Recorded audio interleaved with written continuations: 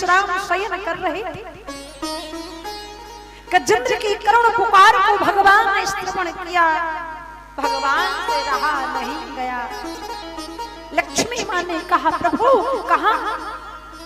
भगवान ने कहा लक्ष्मी छोड़ो मुझे, छोड़ो। भगवान ने पाँव पैर में नहीं डाली, गरुड़ पर सवार। लक्ष्मी ने कहा प्रभु कहाँ? बोल पड़े भगवान, अहम भक्त पराधीनो सोते कर्मणा बाधिते। हे रुक्मिणी, हे लक्ष्मी, मैं अपने भक्ति के वशीभूत हूँ, इसलिए मुझे रोको मत। अब मैं जाऊंगा, मेरा भक्त करुण पुकार कर रहा, मेरा भक्त मुझे बुला रहा है।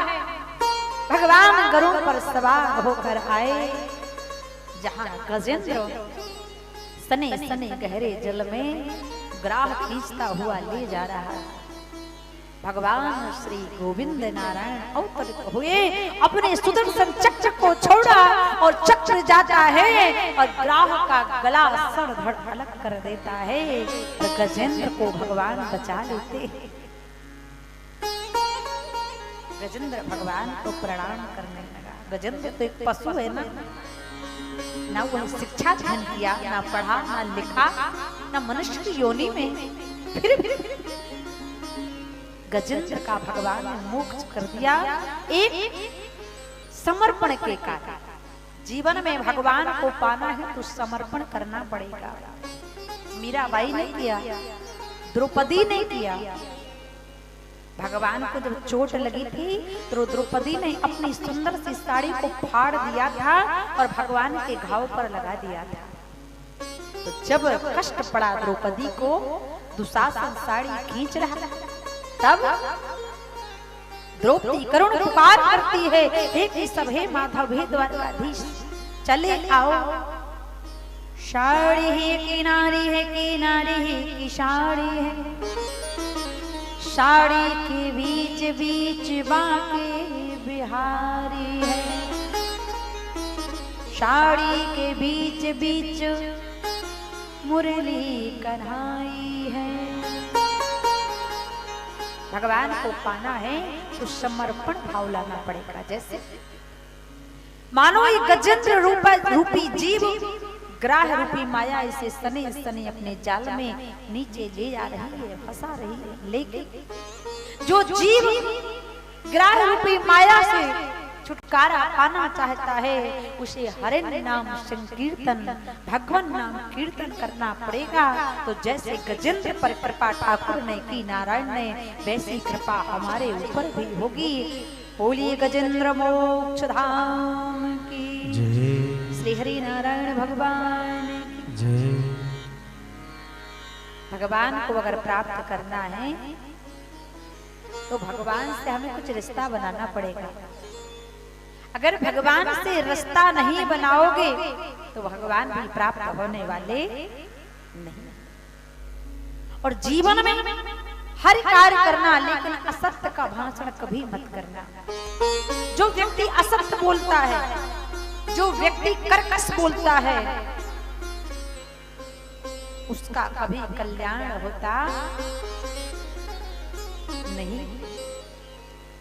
आगे की कथा में श्री सुखदेव जी महाराज परीक्षित से कहते हैं, परीक्षित, जब देवताओं के ऊपर असुरों ने चढ़ाई कर दी, राजा बलि यशस्वी दैत्य कुल का श्रेष्ठ बना, देवताओं को परास्त करके स्वर्ग पर विजय प्राप्त करना चाहता। सारे देवता घबरा जाते हैं, रुदन करने लगते हैं, विलाप करने लगते हैं। तब प्रार्थना करते हैं, प्रभु इस कष्ट से, इस दुख से हमें निवृत्ति कैसे मिले, हम इस कष्ट से कैसे निकल पाएं। तब भगवान ने कहा, जब शत्रु हावी हो जाए, जब शत्रु हमारे ऊपर हावी हो जाए तो हमें शत्रु को अपना मित्र बना लेना चाहिए। और कहा, जाओ देवताओं, असुरों के साथ मिलकर के एक का कार्य संपूर्ण करो। और आज भगवान नारायण के कथनानुसार जितने देवता हैं शत्रु दैत्यों के पास जाकर कहते हैं भैया चलो मिलकर हम समुद्र मंथन करते हैं, और उस समुद्र मंथन में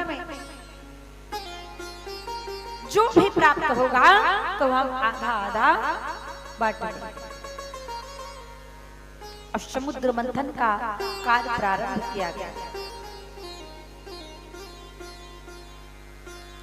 मंदरांचल पर्वत की नीति बनाई गई, बांस की नाक की मथानी बनाई गई, समुद्र में कई पेड़ पौधे लता पात्र डाले गए। अहो जनार्दनी वाके मंथे नराकुलम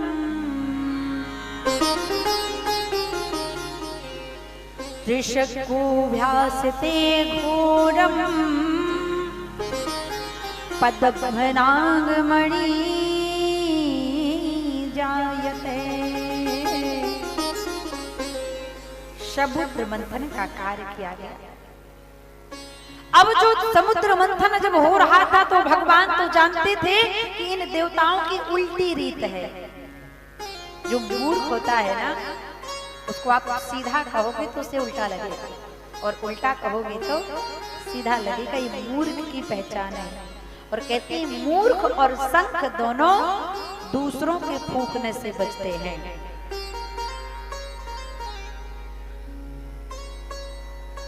भगवान गए और समुद्र मंथन की क्रिया में भगवान ने,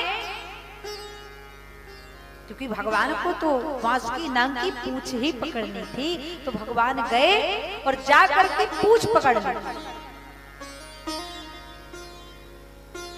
दैत्यों ने कहा नहीं नहीं नहीं, हम